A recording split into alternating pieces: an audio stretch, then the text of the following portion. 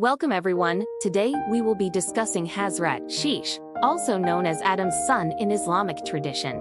Although the Quran does not extensively detail his story, some hadiths mention him as a prophet and the father of humanity after Adam. Shish's story is centered around his role in guiding people and upholding moral values, which is in line with the Islamic belief system.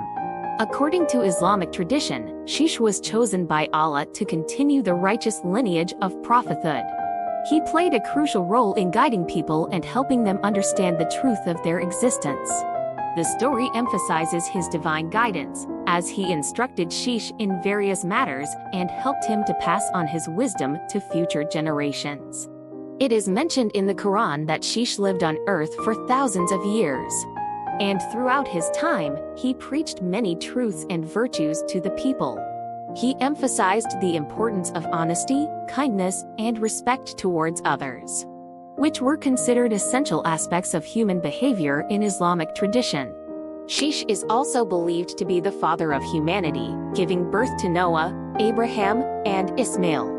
This story is mentioned in the Hadiths, which are a series of narratives and sayings of the prophets recorded by the Muslims. Due to his prominent role in the Islamic tradition, Shish has left a significant impact on the beliefs and values of the Muslim community. His story serves as a reminder of the importance of guidance, moral values, and the pursuit of a righteous life, which are considered essential aspects of faith.